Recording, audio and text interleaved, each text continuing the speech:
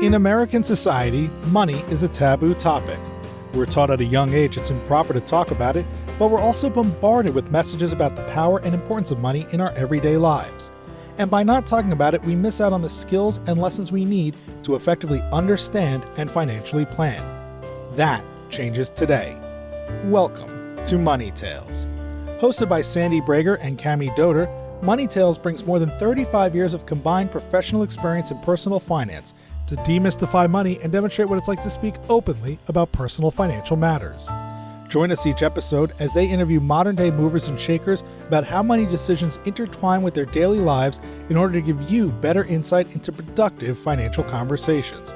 Subscribe today and register for our blog Fathom at aspiriant.com/podcasts to increase your money mojo. And now, here's Cami and Sandy. Allison Kinnear joins us this week on Money Tales. In 2007, Allison found herself in Silicon Valley, working at Google, the epicenter of innovation. She was part of a team providing early childhood education to families of Google employees. While Allison was surrounded by the creation of immense wealth, her pay wasn't anywhere close to the tech professionals at the company. As those coworkers enjoyed high salaries and stock options, Allison couldn't help but question her own worth. She knew that her contribution to society, nurturing and educating young minds, was invaluable. At the same time, in the shadow of Silicon Valley's affluence, she couldn't shake the feeling of being undervalued. Reflecting on her position, Allison realized that her sense of entitlement was rooted in perspective. Relative to her own field, Allison was at the top. She came to understand that comparison was a futile exercise, a quote-unquote losing game, as she put it. Let me tell you more about Allison. For over 20 years, she has worked with parents, employees, and leaders as they navigate their vulnerabilities in the workplace and in life. She loves working with those in the high-stakes professional world, helping them have less stress and more effectiveness in their work. Allison frequently gives talks on managing stress, overcoming imposter syndrome, and creating healthy team dynamics. Here are 3 key money topics Allison hits on in this conversation. First, how she used the freeze the credit card hack to cause her to think twice before using credit. Second, how despite warnings against it, purchasing a mobile home in Silicon Valley in 2007 turned out to be a great decision. And third, how Allison prepares herself in advance to have pricing conversations with prospective clients to prevent the money scripts from her childhood from sabotaging her. We hope you share this episode with a friend, and please subscribe to Money Tales on your favorite podcast platform. Now on to our conversation with Allison Kinnear. Welcome to the Money Tales podcast. I'm Cami Doder. And I'm Sandy Brager. Sandy, I had a really special opportunity yesterday that I wanted to share. I listened to a conversation about money with my daughter, who's 9, as you know. I was the driver home of the girls from gymnastics. There's 4 girls. They go to gymnastics together. And they'd been talking at school about some store they want to build, kind of like a lemonade stand. Okay, is this a project? Just for them. Oh, okay. So they're enterprising young women. They are. And in this conversation, it was hilarious to listen to because, one, they wanted to share the responsibilities. No one could do more than someone else. And I loved that. Then they started talking. One girl mentioned pricing, and they were talking about really inexpensive, selling something for like 5 cents. And the girl says, no, you got to get paid for what you purchase. And I love this. And then she even brought up inflation. Oh my gosh. I know. Her dad is in financial services. I did appreciate that. Well, hats off to him for some good financial parenting there. I know. And Sandy, it really took everything within me not to jump in. Someone was talking about making signs, and I thought, oh, that's marketing. I really wanted them to have this conversation, and it was beautiful, and it was smart and thoughtful, and it was just a neat thing to be part of. And why I wanted to bring it up here is it led to then me bringing it up when I got home. I had shared with my whole family, with my husband and my other daughter. I prompted this conversation. I asked, what are you going to do with the money? Ah, good question. And she said, we want to pick charities to give it away. And I love this. Oh, Cammie. Wow. It was wonderful, Sandy, which then led to how do you choose the charity? And my husband and I were talking with the girls to say we should each pick something we're really passionate about. And it got to that great conversation to talk about giving back. What is money for? It's to help pay for things. It's to help your community. It was really powerful. And then even talk about charities that the girls were passionate about, not specifically the charity, but what they would do. Cammie, this is compounding money conversations in motion. I love that you've demonstrated how important it is to have money conversations, not only with one other person, but a group of people, because you get to learn from each other. That triggers a lot of different offshoot money conversations. I loved that. And it kept growing. And now it's part of our family conversations, which is really fun. Oh, that warms my heart. Thank you for sharing that story. Well, let's pivot and welcome our guest today, Allison Kinnear. It's fantastic to have you on the Money Tales podcast. Thanks so much for having me. I'm delighted to be here. Would you introduce yourself and in doing so, share a couple pivotal moments that have taken place in your life, really impacting who you are today? I grew up in a working class family. My dad was a union pipe fitter, and my mom was a stay-at-home mom. And we grew up in the 80s. My dad got laid off quite often, but the union was there to support. And so money was always scarce, is what I would say. But we had a stable home and we always had food on the table. Those things were always solid, but there wasn't a lot of room for extra. And I was the first person in my family to go to college. That was a big deal. And I was actually very fortunate. My parents, again, they took care of the basics. There wasn't a lot for extra, but I didn't have to take out any loans. They were able to somehow miraculously fund that. And I made sure to go to a state school so that it would be on the more affordable side. And I got a degree in child development. And my parents were really worried because I wanted to be a preschool teacher. And they were like, you cannot earn money in child development. And I said, okay, but what if you can? What if you can earn a living wage? And they were like, you have to get something with benefits because that's what you really need. That took me to Europe. I worked for the military childcare and they were able to give me a really good wage and also health benefits. I don't know if it was challenge accepted. I'm not that kind of person. I'm more of a, oh, okay, that's the reality. The reality is there will be no help from home. So you must be fully and completely on your own, both with insurance and pay. So I was fortunate over 20 years to only have work in early childhood with a livable wage and good benefits. So my military brought me back to my alma mater, which then brought me to Google. And then after 2 children, Google, 20 years in the profession, I decided to step out into self-employment and entrepreneurship, which always just seemed way too risky. Now I'm an empowerment coach and trainer and speaker, and I talk about overcoming imposter syndrome and having difficult conversations, things like that's managing stress. It's been a journey. Oh, Allison, this is going to be fun. It was really interesting as you told your story about growing up. It sounds like you understood the financial situation your family was in. You were really thoughtful about your college and where you were going to go, that it wasn't going to be too expensive. I'm curious, how did you learn all this? What was the money lessons and how were they brought to you and created that learning? I love the way you phrase that. I'm like, I don't know if I would call it a money lesson, but in retrospect, I think it was. There was an unspoken understanding. Nobody really talked to us about money. We as children were never brought into the conversations, but there was high tension, high stress, and it was very understood that you don't ask for anything. And if you do, the only way that you're going to get it is if you could find a affordable option and have very loose expectations, whether that would happen or not.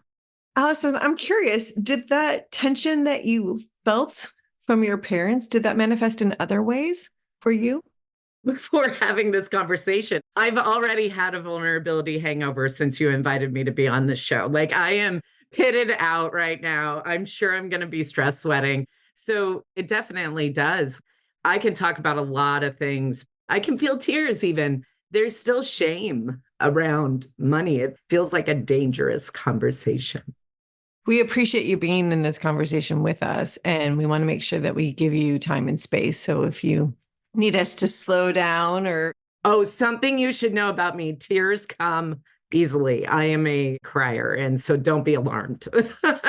we just want to make sure that we're creating a safe environment for you to have this important conversation, which we're so appreciative of you having with us. I appreciate it. So you have these very strong emotions about money today based on that childhood experience. It's curious that you went into a field that didn't pay a lot of money. Tell us what that was like for you, because your parents, you shared with us, they were flashing warning signals to you. And what's interesting is I never really had that experience. I did later on, actually, but in the beginning, I think I could just make do with not a lot. My college days were spent with a lot of ramen and pasta to get by. My mom had once told me that you should take your credit card and put it in a Tupperware of water and freeze it in your freezer and only use it if you needed. That made you think about whether you wanted to actually use it or not. And so my whole college career, I had a little block of ice in my freezer with my credit card in there. You did it. Oh, yes. It definitely helped me.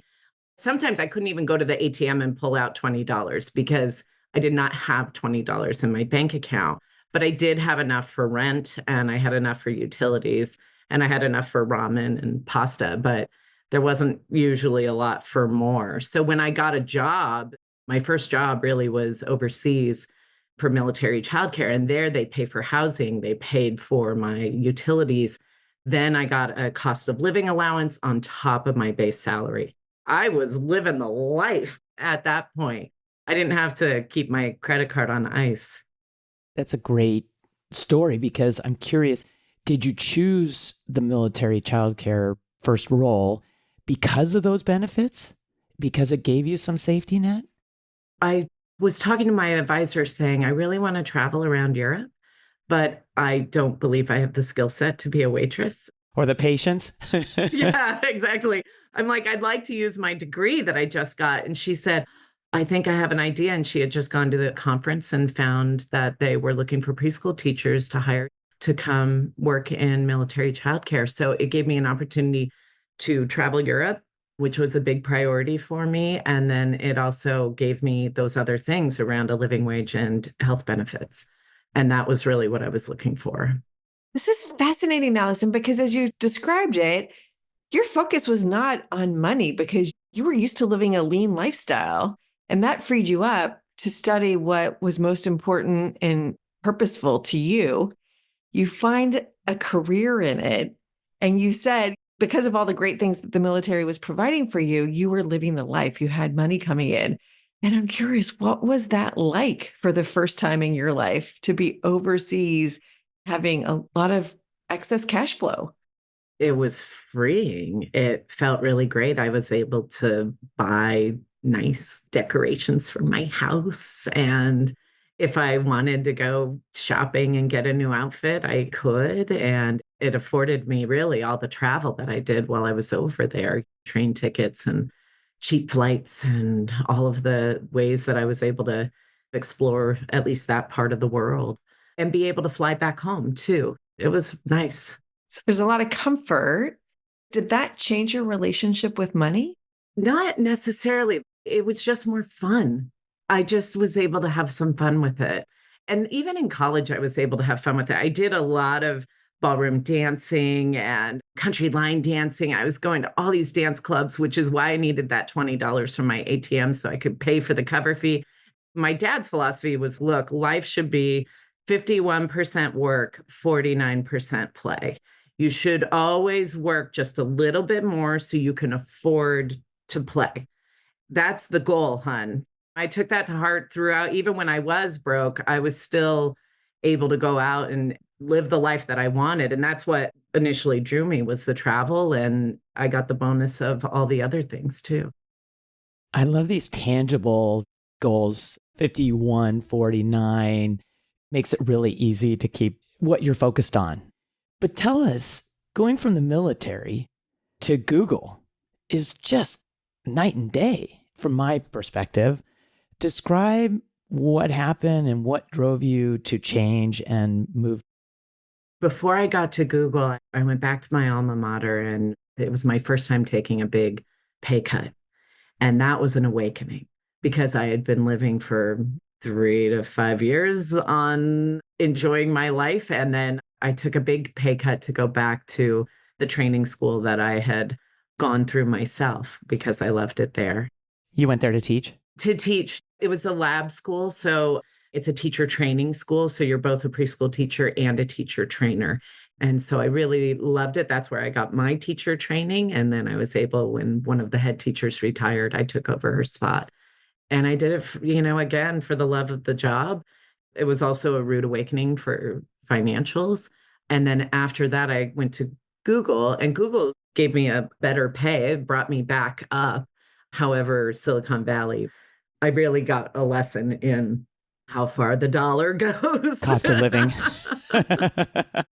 When you went back to your alma mater to teach and took that big pay cut, did the credit card go back in the freezer?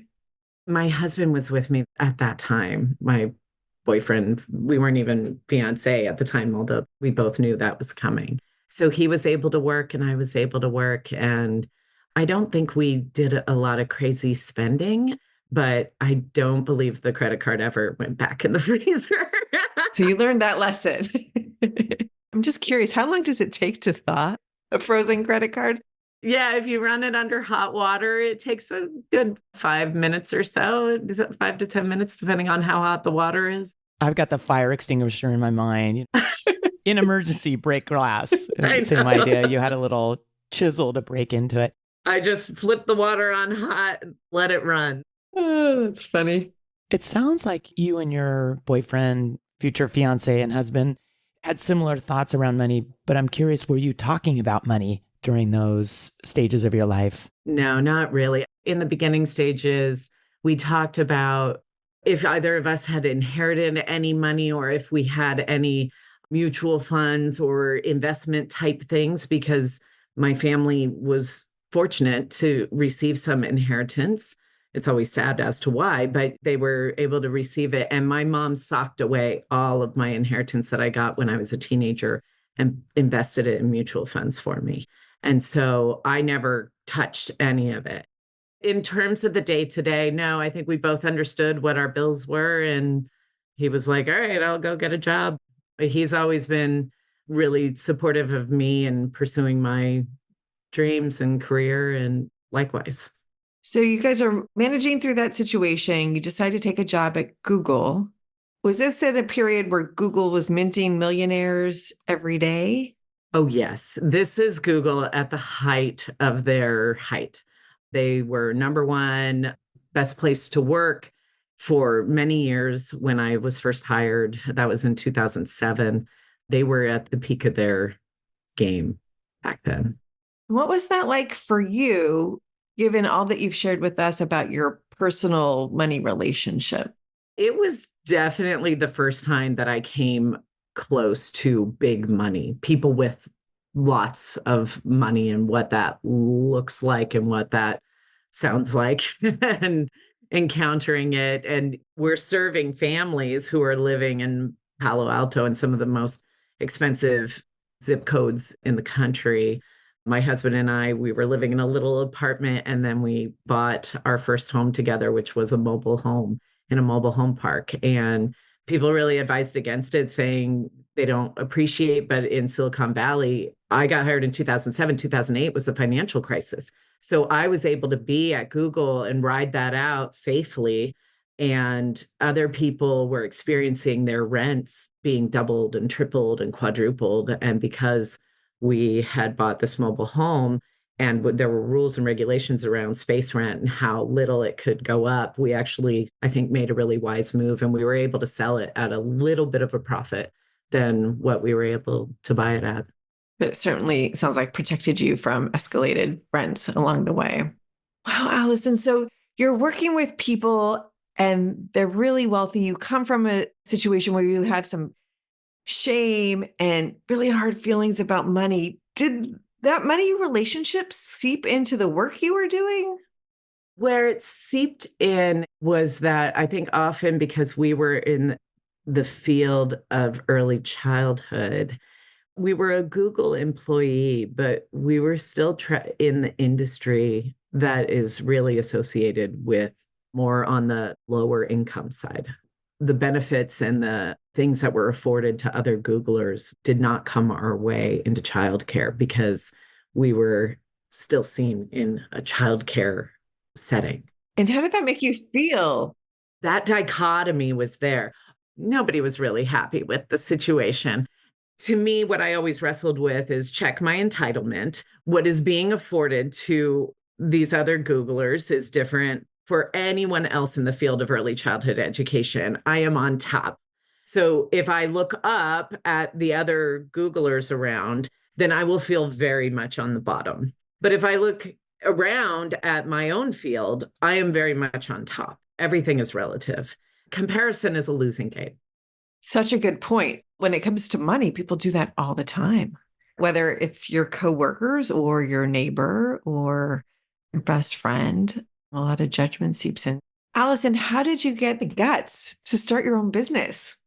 It was one of those times where the universe sometimes puts its hands on your shoulders and goes, okay, go do this now. And that's what it felt like. I had been happy in my career for the most part, but what I found was that what I loved about my job was that it was the intersection of everyone's vulnerabilities. Children felt vulnerable coming into school, especially in the beginning. Parents felt vulnerable and trusting a child care, that has a reputation that can be questionable at best. And teachers felt vulnerable in working with children who maybe outpace their skill set or working with parents and wanting to show up in their best way. And I loved creating trust and magic in those environments. And I felt limited too, because I could have really great conversations with teachers to kind of bring out the best in them, but I couldn't sit with a parent who was deeply upset about something that was very clear on the surface should elicit this kind of advice. And I couldn't just be like, so tell me about another time when you felt out of control. I couldn't do that with a parent, but I could with teachers. I could have deeper conversations. And I realized I just want to do more of this. And I was looking at marriage family therapy. I was looking at social work, but I already had a master's degree and I had 2 kids. There was no justification for a third college degree. And so I found coaching. I thought, what is this Mickey Mouse career? Is this even real? And then I learned more about it. I was like, oh, wait, hold on. This is something. I started at my life coach training program and I took to it like a fish to water. And after that, it became clear that's what I wanted to do 100% of the time.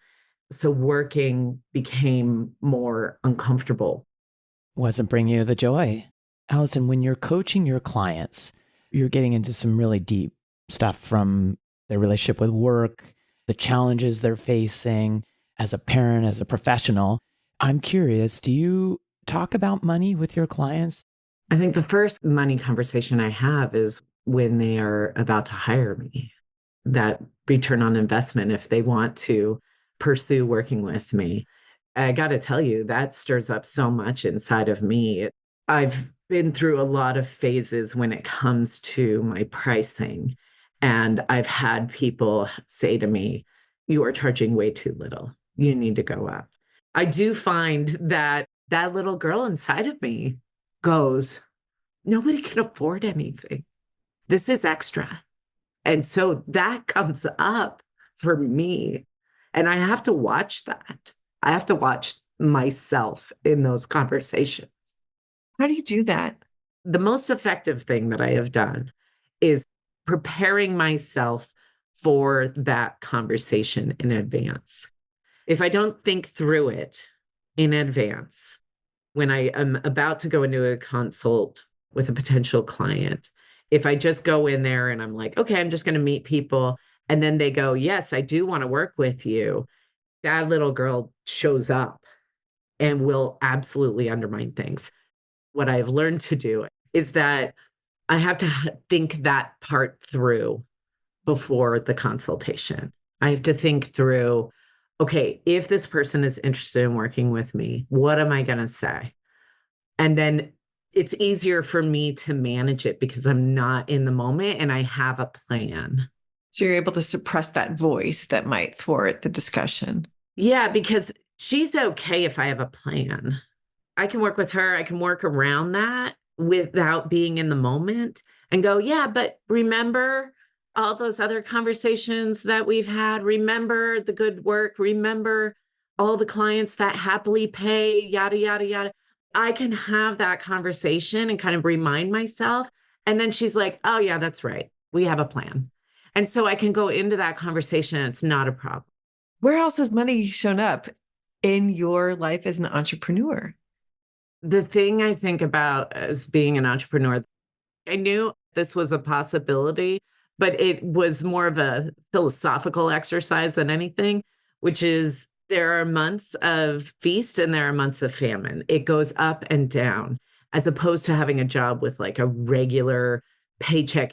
Those ups and downs has been quite the learning curve for me. And to have faith, I talk about imposter syndrome with people. Well, guess why? Because that's been a part of my journey, is finding my way out.